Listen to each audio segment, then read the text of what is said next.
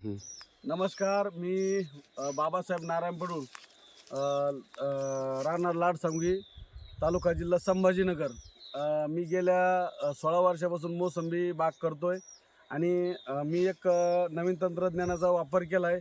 मी शून्य मशागत ही मी माझ्या बागात करतो. मी बेड केले आणि डबल इनलाईन टाकलेली आहे आणि मी बागात कुठल्याही प्रकारची मशागत करत नाही. आज आमचे समन्वयक खंडगळे साहेब माझ्याकडे आलेले आहे. आज आपण छत्रपती संभाजीनगर गाव आहे लाडसांगवी आणि लाडसांगवी शिवारामध्ये रुस्तुमपूर गट नंबर 30मध्ये श्री बाबासाहेब पडूळ साहेब यांच्या 4 एकर मोसंबीला आपण भेट देत आहोत आणि आपण बघत आहोत त्यांची मोसंबी आणि त्यांचं वाढलेलं ते तण आणि तण मोसंबीमध्ये तुम्ही म्हणसाल काय आहे तण काय करताय असं म्हणताल तुम्ही, पण तण दी धन. त्याच्यामुळे आज त्यांच्याकडून ह्या तणाचं आपण कसं कसं विल्हेवाट लावतो ते जाणून घ्यावं. नमस्कार. आपण ह्या तणाचं कसं विल्हेवाट लावता? या तणाला मी ग्रास कटरच्या माध्यमातून ग्रास कटिंग करतो आणि ते आच्छादन करतो झाडाच्या खाली. या तणामुळं माझे 2 फायदे माझे झाले. कारण की वारंवार मुळं न तुटल्यामुळं माझे झाडामध्ये जे पिवळेपणा आहे किंवा देठ पूज होणं किंवा फळगळ होणं हे पूर्णपणे माझं थांबलेलं आहे. आणि माझी एक बाग आहे ना काडी धरतो, कारण की अन्नद्रव्य घेण्यासाठी मुळी जर सशक्त नसेल तर ती कुठलेही झाड तुमचं त्या प्रमाणात राहणार नाही.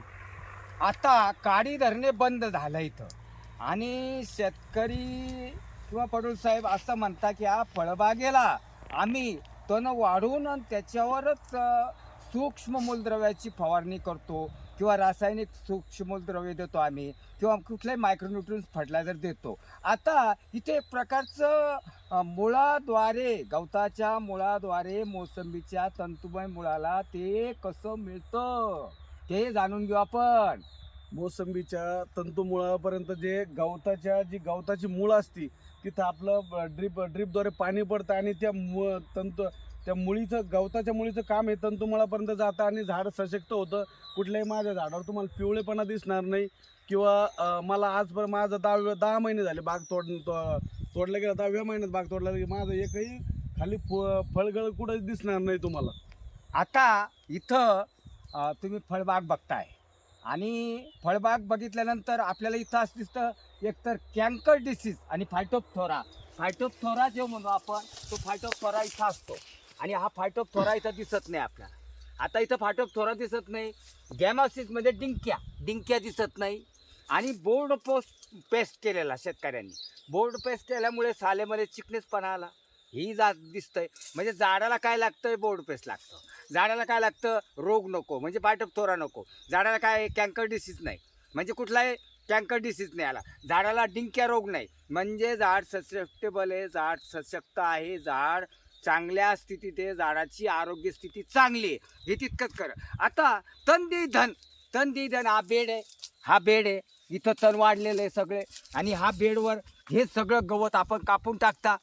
हे गवत सगळं कापून टाकता आपण. ही जे गवत आहे हे सगळं गवत आपण कापून टाकता आणि कापून टाकल्यामुळे एक प्रकारचं कंपोस्ट खत तयार होतं आणि हा बाग एवढा उभा राहिला. आज कुठल्याही बागामध्ये आज इकडे गेलो आपण तर हे बघा बाग काय फळं आहे, मरणाची फळं दिसत आहे. आज ह्या झाडाची जर स्थिती बघितली आपण ती एकदम हेल्दी झाड आहे आणि सगळे फळं तुमचे हा आंब्या बार असेल बहुतेक करून म्हणजे 8 महिन्याचा बाग 8-9 महिन्याचं झाडं दिसत आहे आणि एकदम चांगली फळं दिसतात.